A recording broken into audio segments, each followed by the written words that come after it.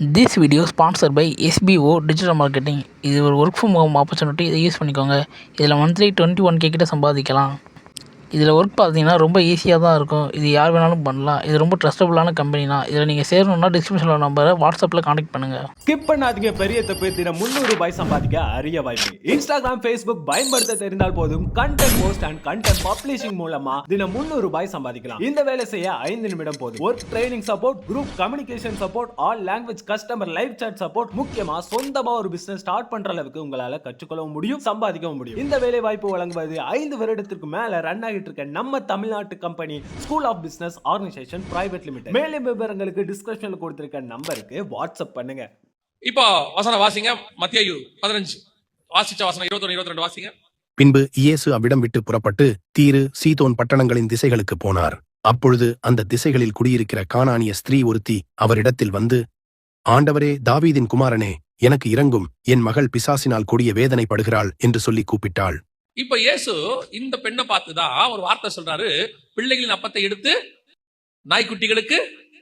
என்னையா புதுசா இருக்கு இயேசுநாதர். அதாவது இப்படி கண்டுபிடிச்சு வரவங்களை பார்த்து அவர் ரொம்ப இறக்கமாயிருவாரு. எப்பவுமே இவர் ஒரு இடத்துக்கு சாப்பிட போறாரு அக்கறைக்கு, ஜனங்கள் ஓடி வரதை பார்த்துட்டு வசனம் சொல்லுது, அவர் மனதுருகி அவர்களிடத்தில் பேச தொடங்கினார். இப்படி தேடினா அவர் மனதுருகிடுவாரு. அப்படிப்பட்ட இயேசு இப்ப இந்த கானானிய ஸ்திரியை பார்த்து ஒரு வார்த்தை சொல்றாரு, பிள்ளைகளின் அப்பத்தை எடுத்து நாய்க்குட்டிகளுக்கு போடுவானே.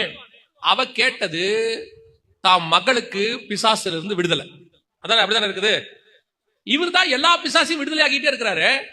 இப்போ சகோதரன் வாசிக்கும் போது கூட சொன்னார் இல்லையா, ஒருத்தன் பிசாசு பிடிச்சிருந்தான், அந்த பாவ பண்ணிக்கிட்ட போகணும்னு சொல்லி கேட்டான், எல்லாம் இருக்கு இல்லையா. அப்படி இருக்கும் பொழுது ஏன் இந்த அம்மா கிட்ட மட்டும் பிசாசு போகணும், தன் மகளுக்கு போகணும் கேட்ட உடனே உட்காந்து ஃபார்முலா பேசிட்டு இருக்கிறார். என்ன ஃபார்முலா?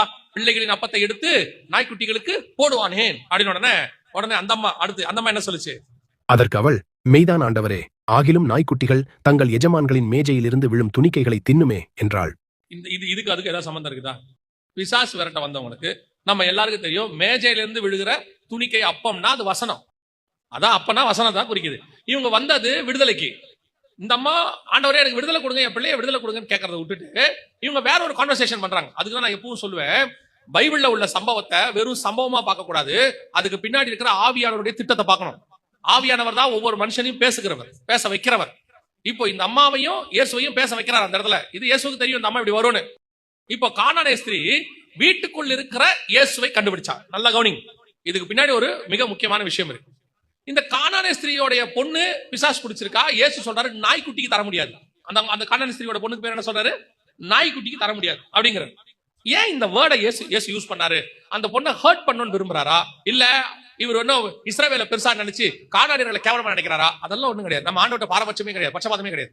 விஷயம் என்னன்னா, கவனிங்க, இந்த கானானியர் அப்படிங்கிறவங்க யாரு?